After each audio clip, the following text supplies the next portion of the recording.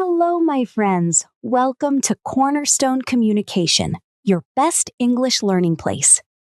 Today, we are going to learn English through a beautiful and emotional story.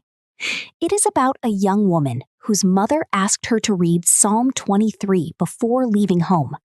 At first, she did not understand why her mother insisted so much. But later, something unexpected happened that changed her life forever. Why did her mother ask her to read Psalm 23? What secret was hidden behind those words? If you want to know the answer, watch the full story until the end. This story will help you think in English and improve your listening and speaking skills. Are you ready? Let's begin the story.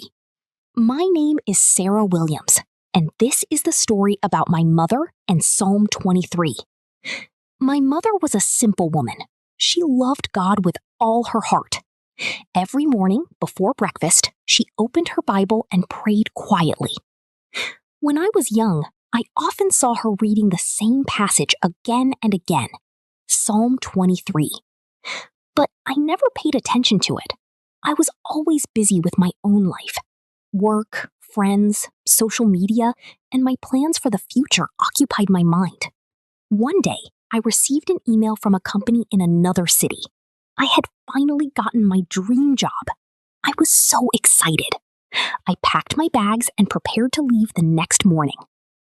That evening, my mother entered my room. She smiled and sat beside me. Then she held my hand and said softly, "Sarah, before you leave tomorrow, please read Psalm 23. I laughed gently. "Mom, you always say that." But she looked at me seriously. "No, Sarah. Promise me."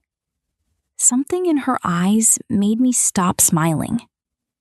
I nodded. "Okay, Mom. I promise." She smiled with relief. I did not know it then, but that promise would change everything. The next morning, I woke up very early. My bags were ready. The taxi would arrive in 1 hour. I took a shower, got dressed, and went downstairs. My mother was already in the kitchen. She was making breakfast. The smell of fresh bread filled the room. She smiled when she saw me. "Good morning, Sarah." "Good morning, Mom." We sat together and ate quietly. Then my mother looked at me. "Did you read Psalm 23? I suddenly remembered my promise. I had forgotten. "Oh, Mom, I'm sorry. I forgot." She stood up and walked to the living room. A few moments later, she returned with her Bible. She placed it gently in front of me. "Read it now." I looked at the clock. I was in a hurry. But I could see that it was important to her. So I opened the Bible. I began to read. "The Lord is my shepherd. I shall not want." My voice was slow at first. Then I continued. "He maketh me to lie down in green pastures. He leadeth me beside the still waters." The room felt strangely peaceful. My mother listened carefully. Her eyes were full of tears. When I finished reading, she squeezed my hand. "Never forget these words, Sarah." I smiled. "I won't." A few minutes later, the taxi arrived. My mother hugged me tightly, much tighter than usual. "Take care of yourself," she whispered. "I will, Mom." As the taxi drove away, I looked through the window. My mother was still standing outside the house, watching me leave. I waved. She waved back. I did not know it then, but that would be the last time I would see her for many months. My new job was exciting. The city was bigger and busier than my hometown. Every day I worked long hours. I met new people. I learned new skills.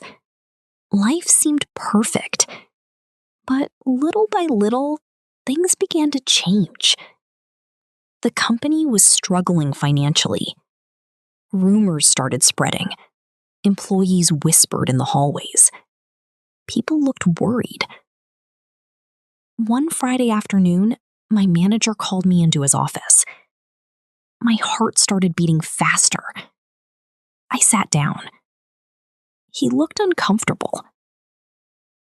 "Sarah, I'm very sorry."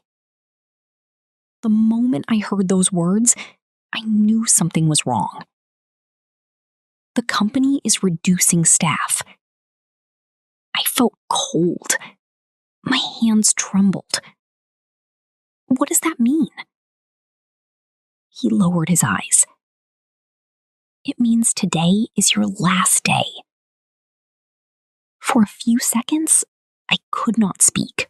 I had moved to this city for this job. It was my dream. And now it was over.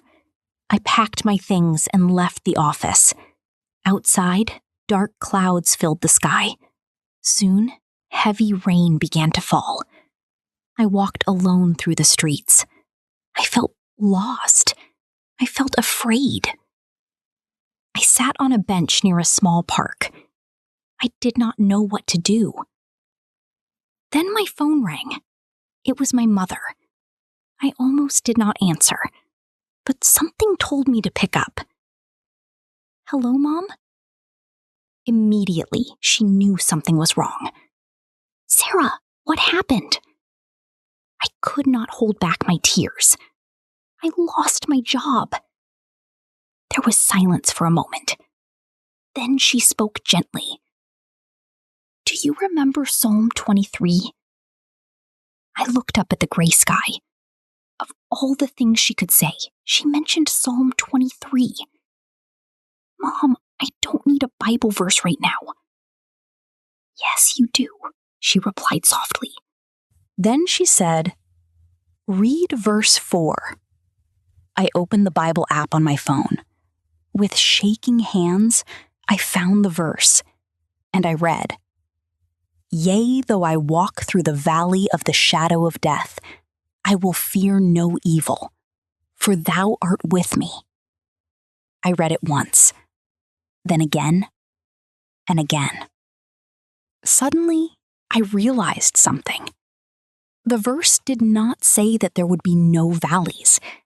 It said God would be with us in the valleys. For the first time that day, I felt a small sense of peace. The storm around me had not stopped, but the storm inside me was beginning to calm down. After talking with my mother, I went back to my apartment. I was still sad. I was still worried. But somehow, I was not alone anymore. That night, I prayed for the first time in many months. "God, I don't understand what is happening, but please guide me." The next morning, I called my mother again, but she did not answer. I tried once, twice, 3 times. No answer. I thought maybe she was busy. A few hours later, my aunt called me. Her voice sounded strange. "Sarah, you need to come home." My heart started beating fast. "Why? What happened?" "It's your mother." I stood up immediately. "What about my mother?" My aunt began to cry. "She collapsed this morning." Everything around me became silent. I could hardly breathe. I booked the first bus home. During the journey, I kept praying. "Please, God, please." When I arrived at the hospital, my aunt hugged me. My eyes searched everywhere. "Where is Mom?" "She is awake," my aunt said. "She has been asking for you." I entered the room slowly. My mother looked weak, but when she saw me, she smiled. "Sarah, I held her hand tightly. "Mom, don't scare me like that." She laughed softly. "I'm sorry." Then she looked at me carefully. "Did you read Psalm 23? Even in the hospital, she asked the same question. I smiled through my tears. "Yes, Mom, I read it." She nodded peacefully. "Good." Then she asked my aunt to bring something from her bag. It was a small envelope. My name was written on it. Sarah. "Mom, what is this?" "I wrote that letter many years ago," she said. "I wanted you to read it when the right time came." With trembling hands, I opened the envelope. Inside was a letter and a photograph. The picture showed my mother when she was young, standing beside a man I had never seen before. I looked at her in surprise. "Who is he?" Tears filled her eyes. "That man was your father." I was shocked. "My father?" My mother nodded slowly. "You were only 2 years old when he died. I had always believed that my father abandoned us. That was the story I grew up hearing from relatives and neighbors, but it was not true." My mother took a deep breath. "Before he died, your father loved reading Psalm 23. Every night, he would hold you in his arms and read those words over you." I could not stop crying. "He asked me to teach you the same psalm when you grew up." My mother squeezed my hand. "That is why I kept reminding you. Not because of tradition, not because of religion, but because it was your father's final wish." I looked again at the old photograph. For the first time in my life, I felt close to the father I had never known. Then my mother smiled and whispered, "Your father trusted God until the end, and I want you to do the same." At that moment, I finally understood. That was why my mother always asked me to read Psalm 23.